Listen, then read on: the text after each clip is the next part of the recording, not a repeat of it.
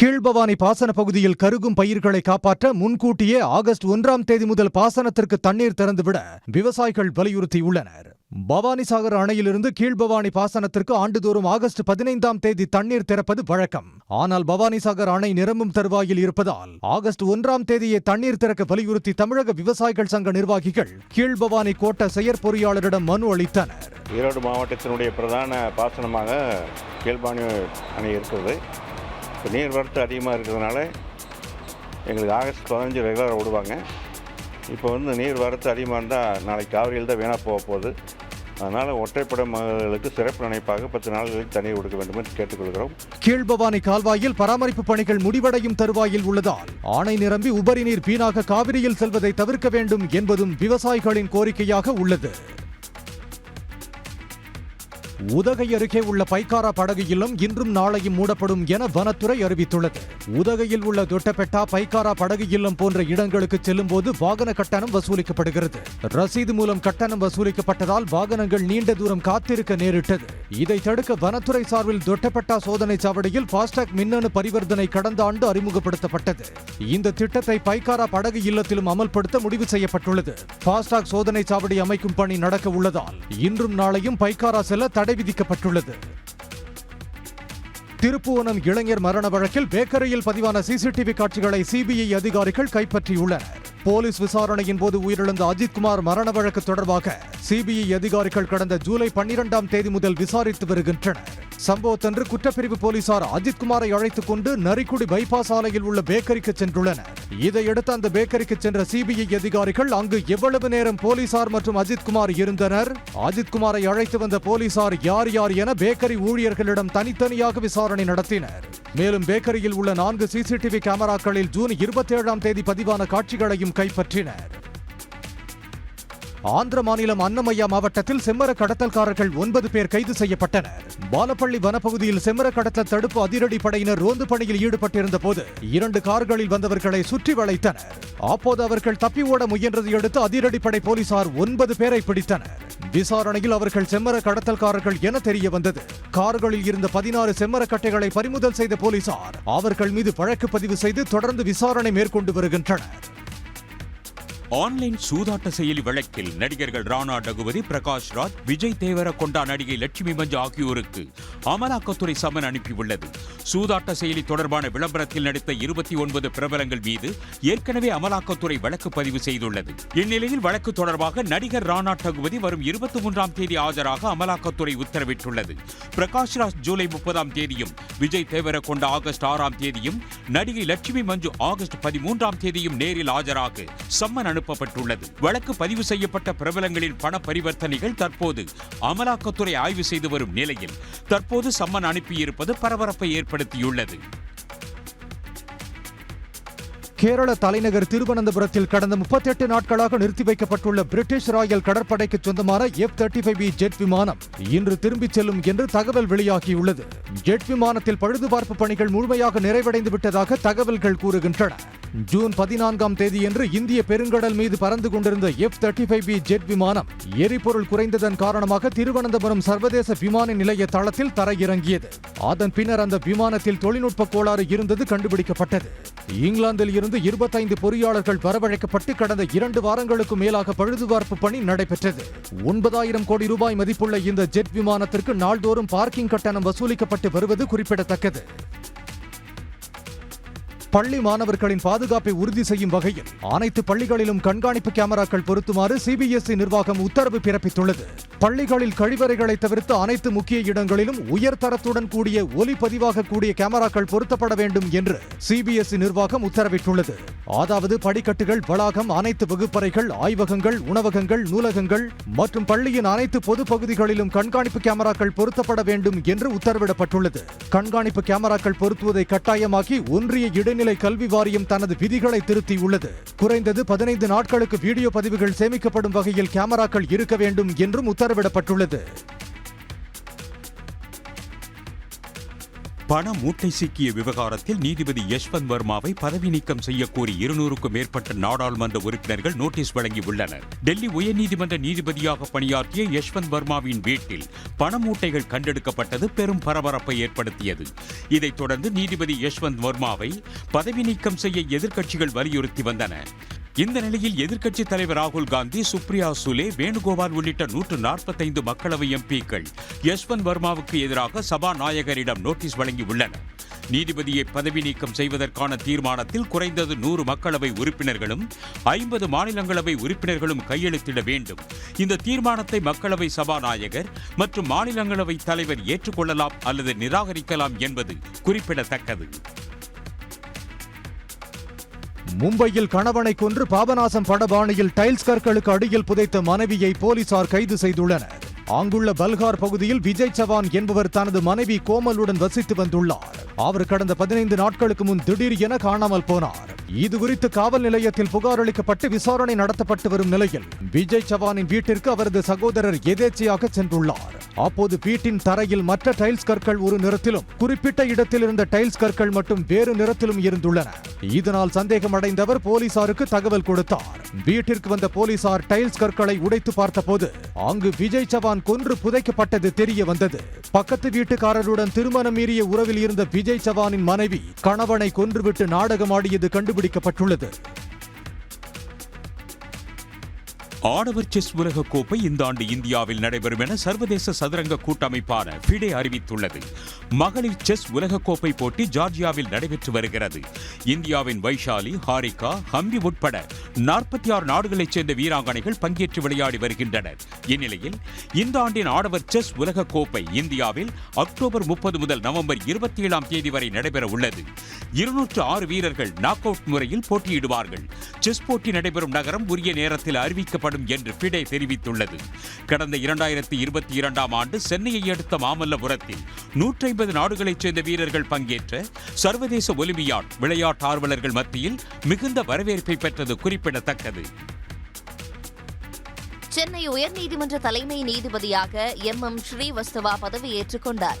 சென்னை உயர்நீதிமன்ற தலைமை நீதிபதியாக இருந்த KR ஸ்ரீராம் ராஜஸ்தானுக்கு மாற்றப்பட்ட நிலையில் அவருக்கு பதிலாக ராஜஸ்தானில் தலைமை நீதிபதியாக பணியாற்றி வந்த ஸ்ரீவஸ்தவா சென்னைக்கு மாற்றப்பட்டார். இந்நிலையில் ஆளுநர் மாளிகையில் நடந்த பதவியேற்பு நிகழ்வில் ஆளுநர் RN ரவி ஸ்ரீவஸ்தவாவுக்கு பதவி பிரமாணம் செய்து வைத்தார். I, Justice Manindra Mohan Shrivastava, have been appointed Chief Justice of the High Court of Madras. having been appointed Chief Justice of the High Court at Madras, Do swear in the name of God. do swear in the name of God. Chennai உயர்நீதிமன்றத்தின் 36வது தலைமை நீதிபதியாக பதவியேற்ற மணீந்திர மோகன் ஸ்ரீவஸ்தாவுக்கு சபாநாயகர் அப்பாவு, துணை முதலமைச்சர் உதயநிதி ஸ்டாலின், உயர்நீதிமன்ற நீதிபதிகள் உள்ளிட்டோர் நேரில் வாழ்த்து தெரிவித்தனர். வேலூர் மாவட்ட ஆட்சியர் அலுவலகத்திற்கு அவசர ஊர்தியில் வந்த பெண் வரதட்சணை கேட்டு தனது கணவன் மாடியில் இருந்து கீழே தள்ளிவிட்டதாக புகார் கூறியுள்ளார். வேலூர் சைதாப்பேட்டையைச் சேர்ந்த நர்கீஸ் என்பவருக்கும் காஜா ரவிக்கும் கடந்த 2023ஆம் ஆண்டு திருமணம் நடைபெற்றது. ஏற்கனவே 30 சவரன் நகை உட்பட வரதட்சணை தந்திருந்தாலும் கூடுதல் வரதட்சணை கேட்டு கணவன் வீட்டார் துன்புறுத்தியதாகவும் 3வது மாடியில் இருந்து தன்னை கணவன் கீழே தள்ளிவிட்டதாகவும் நர்கீஸ் தெரிவித்துள்ளார். அவரோட பையன் ஹாஜா ரஃபீக்கா திருமணம் செஞ்சு வச்சாங்க. திருமணம் செஞ்ச முதல்ல வரதட்சணை கொடுமை தான் நடந்தது. 4 முழுக்க எதனா ஒரு சண்டை போட்டுக்கிட்டு, சாப்பாட்டுலேருந்து வெயிட் வேலையிலேருந்து எல்லாத்துக்கும் சண்டை போட்டு என்னை டார்ச்சர் பண்ணியிருந்தாங்க. ஃபேன் ராடு மூலியமான என்னை அடிச்சாரு. இல்லை எங்களுடைய மாமனார் எங்கள் லைனில் இருந்தார். எஸ்ஐ பாபா ஒரு லைனில் இருந்தார். லைன் இருக்கும்போது நான் இவகிட்ட வாழ மாட்டேன், இவளை என்ன பண்ணுறதுங்கும் போது அவள் இருக்க வரைக்கும் இப்படி தான் நடக்கும், அவள் போனாதான் எல்லாம் சரியாகும்னு சொல்லிட்டு அந்த காரணம் சொல்ல எங்கள் அப்பாவே சொல்லியாச்சு. அதுக்கப்புறம் என்னன்னு சொல்லிட்டு என்னை 3வது மாடி வந்து என்னை தள்ளி விட்டார். இது தொடர்பாக அரியூர் காவல் நிலையத்தில் புகார் அளித்த போதும் தனது மாமனார் எஸ்ஐ என்பதால் நடவடிக்கை எடுக்கவில்லை என்றும் அவர் தனது மனுவில் தெரிவித்துள்ளார். புகார் மனுவை பெற்றுக்கொண்ட மாவட்ட ஆட்சியர் சுப்புலட்சுமி உரிய நடவடிக்கை எடுப்பதாக உறுதியளித்துள்ளார். 2026 சட்டமன்ற தேர்தலில் அதிமுகவுடன் கூட்டணியில் இணைய விஜயின் தாவேகா கட்சிக்கு எடப்பாடி பழனிசாமி அழைப்பு விடுத்துள்ளார். ஆங்கில நாளிதழுக்கு பேட்டியளித்துள்ள அவர், கூட்டணியில் சேர விஜய் கட்சியை அழைப்பீர்களா என்ற கேள்விக்கு திமுகவை வீழ்த்த நினைக்கும் கட்சிகள் அதிமுக கூட்டணிக்கு வர வேண்டும் என பதிலளித்தார். ஒத்த கருத்துடைய கட்சிகள் தங்கள் கூட்டணிக்கு வரலாம் என்பது விஜய் கட்சிக்கும் பொருந்தும் என்றும் அவர் சுட்டிக்காட்டியுள்ளார். அதே நேரத்தில் தாவேகாவுடன் இதுவரை கூட்டணி பேச்சு நடத்தவில்லை என்றும் அவர் விளக்கியுள்ளார். ஒத்த கருத்துடைய கட்சிகளின் ஆட்சியையே மக்கள் எதிர்பார்ப்பதாக எடப்பாடி கூறியுள்ளார். இதனிடையே தொண்டர்களை உற்சாகப்படுத்தவே கூட்டணி ஆட்சி என்று பாஜகவினர் பேசி வருவதாக தெரிவித்துள்ள அவர், அதிமுக பாஜக கூட்டணியில் எந்த முரண்பாடும் இல்லை என்றும் 100% கூட்டணி தொடரும் எனவும் பழனிசாமி தெரிவித்துள்ளார். எல்லை தாண்டி மீன் பிடித்ததாக கூறி ராமேஸ்வரம் மீனவர்கள் 4 பேரை படகுடன் இலங்கை கடற்படையினர் சிறைப்பிடித்தனர். ராமேஸ்வரம் மீன்பிடி துறைமுகத்தில் இருந்து நேற்று காலை குறைந்த படகுகளுடன் மீனவர்கள் மீன்பிடிக்க கடலுக்கு சென்றனர். அப்போது கச்சத்தீவு அருகே மீன்பிடித்துக் கொண்டிருந்த போது மீனவர்களை மீன்பிடிக்க விடாமல் இலங்கை கடற்படையினர் விரட்டி அடித்துள்ளனர். இதில் ஒரு படகுடன் 4 மீனவர்களை அவர்கள் சிறைப்பிடித்தனர். மீனவர்களை மன்னார் கடற்படை முகாமிற்கு அழைத்து சென்று விசாரணை நடத்தினர். பின்னர் நீதிமன்றத்தில் ஆஜர்படுத்தி 4 மீனவர்களும் சிறையில் அடைக்கப்பட்டனர். இலங்கை கடற்படையினரின் அத்துமீறல் மீண்டும் தொடங்கியுள்ள நிலையில் மீனவர் பிரச்சினையில் நிரந்தர தீர்வு காண வேண்டும் என்பதே கோரிக்கையாக உள்ளது. நீலகிரி, கோவை மாவட்டங்களில் இன்று கனமழைக்கு வாய்ப்புள்ளதாக சென்னை வானிலை ஆய்வு மையம் தெரிவித்துள்ளது. தமிழ்நாட்டின் பல்வேறு இடங்களில் பரவலாக மழை பெய்து வருகிறது. மேற்கு தொடர்ச்சி மலையை ஒட்டிய மாவட்டங்களில் மழை தொடர்ந்து பெய்து வருகிறது. சென்னையில் வானம் மேகமூட்டத்துடன் காணப்படுகிறது. இந்த சூழலில் இன்று நீலகிரி, கோவை மாவட்டங்களின் மலைப்பகுதிகளில் கனமழை பெய்யக்கூடும் என வானிலை ஆய்வு மையம் எச்சரித்துள்ளது. சென்னை உட்பட தமிழ்நாட்டின் பல்வேறு இடங்களில் இடி மின்னலுடன் கூடிய மிதமான மழைக்கு வாய்ப்புள்ளதாக கணித்துள்ளது. கேரள மாநிலம் மூணாறு மறையூர் சாலையில் புலி நடமாட்டம் உள்ளதால் வாகன ஓட்டிகள் எச்சரிக்கையுடன் செல்ல வனத்துறை அறிவுறுத்தியுள்ளது. சின்னார் வனப்பகுதியை ஒட்டிய முக்கிய சாலையில் புலி கடந்து செல்லும் வீடியோ பரவி வருகிறது.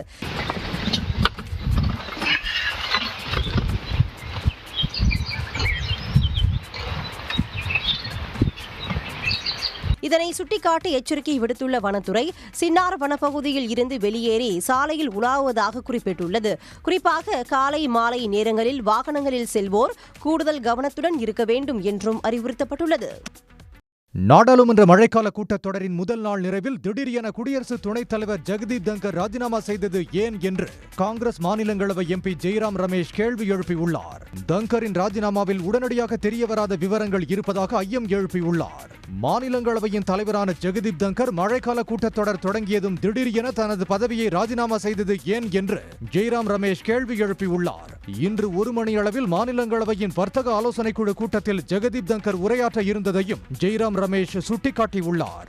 மாலை 5 மணி அளவில் அவருடன் பேசிக் கொண்டிருந்ததாகவும் இரவு 7:30 மணி அளவில் அவருடன் தாம் தொலைபேசியில் பேசியதாகவும் ஜெய்ராம் ரமேஷ் கூறியுள்ளார்.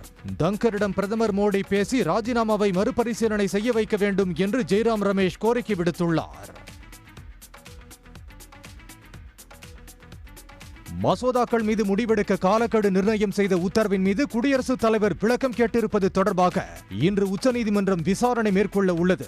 தமிழ்நாடு சட்டப்பேரவையில் நிறைவேற்றப்பட்ட 10 மசோதாக்களுக்கு ஒப்புதல் அளிக்காமல் அவற்றை ஆளுநர் RN ரவி சுமார் 3 ஆண்டுகள் கிடப்பில் போட்டதை எதிர்த்து தமிழ்நாடு அரசு வழக்கு தொடர்ந்திருந்தது. இதனை விசாரித்த உச்சநீதிமன்றம் தனது சிறப்பு அதிகாரத்தை பயன்படுத்தி அனைத்து மசோதாக்களுக்கும் ஒப்புதல் அளித்து வரலாற்று முக்கியத்துவம் வாய்ந்த தீர்ப்பை கடந்த ஏப்ரல் 8ஆம் தேதி அளித்தது. அத்துடன் மசோதாக்கள் மீது முடிவெடுப்பதில் ஆளுநருக்கு மட்டுமல்லாது குடியரசுத் தலைவருக்கு 3 மாதங்கள் காலக்கெடுவை நிர்ணயம் செய்து உத்தரவிட்டிருந்தது. இந்நிலையில் குடியரசுத் தலைவர் ஆளுநருக்கு காலக்கெடு விதிக்க முடியுமா என்பது உள்ளிட்ட 14 கேள்விகளுக்கு விளக்கம் கேட்டு குடியரசுத் தலைவர் திரௌபதி முர்மு கடிதம் எழுதியிருந்தார். இது தொடர்பாக விளக்கமளிக்க 5 நீதிபதிகள் அடங்கிய அரசியலமைப்பு அமர்வை உச்சநீதிமன்றம் அமைத்தது. தலைமை நீதிபதி BR கவாய், நீதிபதிகள் சூரியகாந்த், விக்ரம்நாத், நரசிம்ஹா, அதுல் சந்தூர்கர் ஆகியோர் அடங்கிய இந்த அமர்வு இன்று விசாரணையை மேற்கொள்ள உள்ளது. முதலமைச்சர் மு க ஸ்டாலின் மேலும் 3 நாட்கள் ஓய்வெடுக்க அப்போலோ மருத்துவமனை அறிவுறுத்தியுள்ளது. முதல்வரின் உடல்நிலை குறித்து மருத்துவமனை நிர்வாகம் வெளியிட்டுள்ள அறிக்கையில், காலை நடைபயிற்சியின் போது லேசான மயக்க அறிகுறி ஏற்படவே அவர் மருத்துவமனையில் அனுமதிக்கப்பட்டதாக குறிப்பிடப்பட்டுள்ளது. முதல்வர் 3 நாட்கள் ஓய்வெடுக்க அறிவுறுத்தியுள்ள மருத்துவமனை நிர்வாகம் மேலும் சில பரிசோதனைகள் மேற்கொள்ள பரிந்துரை செய்துள்ளது. அவர் தனது அலுவல் பணிகளை மருத்துவமனையில் இருந்து மேற்கொள்வார் என்று எதிர்பார்ப்பதாகவும் அப்போலோ தெரிவித்துள்ளது. இதனிடையே செய்தியாளர்களை சந்தித்த துணை முதலமைச்சர் உதயநிதி ஸ்டாலின் முதலமைச்சர் நலமுடன் இருப்பதாக தெரிவித்தார். நல்லா இருக்காங்க. கடந்த ஒரு 2-3 மாதங்களாக வந்து தொடர்ச்சியாக பயணங்கள் இந்த ரோட் ஷோலாம் பண்ணதால கொஞ்சம் அந்த கிரீனஸ் இருந்தது.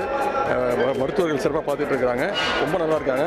இதனிடையே முதலமைச்சரின் உடல்நலம் குறித்து பிரதமர் நரேந்திர மோடி, மக்களவை எதிர்க்கட்சி தலைவர் ராகுல் காந்தி உள்ளிட்ட அரசியல் தலைவர்களும் நடிகர் ரஜினிகாந்த் உள்ளிட்ட திரைப்பிரபலங்களும் தொலைபேசி வாயிலாக நலம் விசாரித்தனர். அதிமுக ஆட்சிக்கு வந்தால் கோயில் இடங்களில் குடியிருப்பவர்களுக்கு அவர்களது பெயரில் பட்டா வழங்கப்படும் என எதிர்க்கட்சி தலைவர் எடப்பாடி பழனிசாமி தெரிவித்துள்ளார். திருவிடைமருதூர் சட்டமன்ற தொகுதிக்குட்பட்ட திருப்புவனத்தில் அதிமுக பொதுச் செயலாளர் எடப்பாடி பழனிசாமி சுற்றுப்பயணத்தில் ஈடுபட்டார். அப்போது பேசிய அவர், சமையல் எண்ணெய், பருப்பு வகைகளின் விலை கடுமையாக உயர்ந்து விட்டதாகவும் அதிமுக ஆட்சிக்கு வந்தால் விலைவாசி குறைக்கப்படும் என்றும் தெரிவித்தார். நேரடி நெல் கொள்முதல் நிலையங்களில் தேங்கியிருக்கும் நெல் மூட்டைகளை கொள்முதல் செய்ய வேண்டும் என அவர் தெரிவித்தார். தொடர்ந்து பேசிய அவர், கோவில் இடங்களில் குடியிருப்பவர்களுக்கு அவர்கள் பெயரில் பட்டா வழங்க அதிமுக ஆட்சியில் நடவடிக்கை எடுக்கப்படும் என தெரிவித்தார். நீங்க பாத்தீங்கன்னா ஒரு விவசாயிக்கு 2.5 ஏக்கர் அளவுக்கு தான் அந்த நிவாரண தொகை வழங்க முடியும். ஆனா அனைத்து இந்திய அண்ணா திராவிட முன்னேற்ற கழக ஆட்சியில் விவசாயிகள் எவ்வளவு நிலம் இருந்தாலும் எவ்வளவு சேதமடைந்தாலும் சேதத்தை கணக்கிட்டு ஏக்கர் கணக்கத்தை கணக்கிடாமல் முழு நிவாரண தொகையும் வழங்கிய ஒரே அரசாங்கம் அதிமுக அரசாங்கம். விவசாயிகள் பம்பு செட்டுக்கு மும்மணி மின்சாரம் கொடுத்தோம். எந்த நேரத்தில் போனாலும் விவசாயிகள் மின் மோட்டரை இயக்கி நீர் பாய்ச்சலாம். இதையடுத்து மன்னார்குடியில் அதிமுகவினரிடையே பேசிய எடப்பாடி பழனிசாமி, அப்போலோ மருத்துவமனையில் அனுமதிக்கப்பட்டுள்ள முதலமைச்சர் மு க ஸ்டாலின் பூரண குணமடைய வேண்டும் என கடவுளிடம் பிரார்த்திப்பதாக தெரிவித்தார். கீழடி அகழாய்வு அறிக்கை நிராகரிக்கப்படவில்லை என்றும் அதன் மீது மதிப்பாய்வு நடைபெற்று வருவதாகவும் ஒன்றிய அரசு விளக்கமளித்துள்ளது. தொல்பொருள் ஆய்வாளர் அமரநாத் ராமகிருஷ்ணாவால் தயாரிக்கப்பட்ட கீழடி அறிக்கை அரசால் மதிப்பாய்வு செய்யப்பட்டதா அல்லது நிராகரிக்கப்பட்டதா என திமுக எம்பி தமிழச்சி தங்கபாண்டியன் மக்களவையில் கேள்வி எழுப்பியிருந்தார். அவரது கேள்விக்கு எழுத்துப்பூர்வமாக பதிலளித்த ஒன்றிய கலாச்சார மற்றும் சுற்றுலாத்துறை அமைச்சர், கீழடி தொல்பொருள் ஆய்வாளரின் அறிக்கை தொல்பொருள் ஆய்வு மையத்தின் மதிப்பாய்வில் உள்ளதாக கூறியுள்ளார். சமர்ப்பிக்கப்பட்ட ஒரு அறிக்கையை நிராகரிக்கும் நடைமுறை இல்லை என்றும் ஷெகாவத் விளக்கம் அளித்தார். மேலும் அகழாய்வு அறிக்கையில் திருத்தம் மேற்கொள்ளுமாறு தமிழ்நாடு தொல்பொருள் துறையிடம் எந்த கோரிக்கையும் வைக்கப்படவில்லை என்றும் ஒன்றிய அரசு தெரிவித்துள்ளது. குஜராத் மாநிலம் சூரத்தில் கடற்கரையில் ஸ்டண்ட் செய்ய ஓட்டி சென்ற மெர்சிடிஸ் பென்ஸ் கார் கடல் மணலில் சிக்கிய வீடியோ வெளியாகியுள்ளது. அங்குள்ள டுமாஸ் கடற்கரையில் இளைஞர்கள் சிலர் தங்களது பென்ஸ் காரை ஸ்டண்ட் செய்து ரீல்ஸ் வீடியோ பதிவிட ஓட்டி சென்றுள்ளனர். அப்போது திடீரென மழை பெய்ததால் தண்ணீர் தேங்கி காரின் சக்கரங்கள் சேற்றில் சிக்கின. இதனால் காரை மீட்க முடியாமல் பரிதவித்தனர்.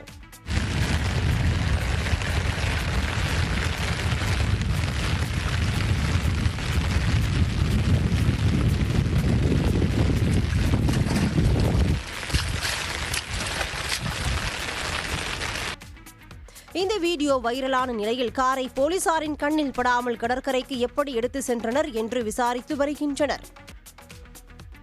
கோவையில் நடைபெற்ற மாவட்ட அளவிலான வாள்வீச்சு போட்டியில் சிறுவர் சிறுமிகள் பங்கேற்று திறமையை வெளிப்படுத்தி அசத்தினர். தமிழ்நாடு வாள்வீச்சு சங்கத்தின் சார்பில் நடைபெற்ற வாள்வீச்சு போட்டியில் 500க்கும் மேற்பட்ட பள்ளி மாணவ மாணவிகள் ஆர்வத்துடன் பங்கேற்றனர். ஒவ்வொரு பிரிவுகளிலும் நடைபெற்ற போட்டியில் வீரர் வீராங்கனைகள் சீற்றத்துடன் வாள் வீசியது பார்வையாளர்களை வெகுவாக கவர்ந்தது.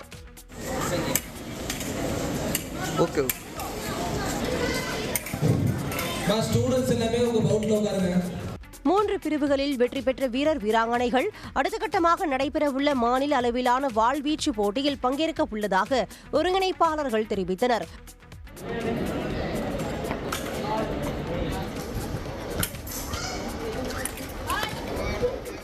போட்டியில் வெற்றி பெற்ற வீரர் வீராங்கனைகளுக்கு பதக்கங்கள் வழங்கப்பட்டன.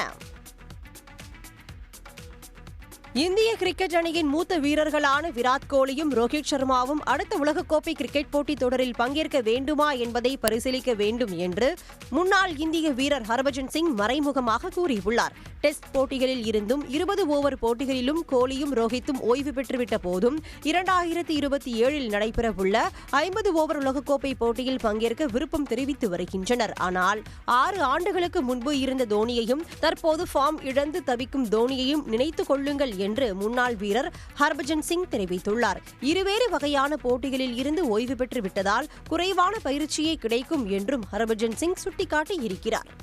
உடனுக்குடன் செய்திகளை தெரிந்து கொள்ள சன் நியூஸ் பெல் ஐகானை கிளிக் பண்ணுங்க.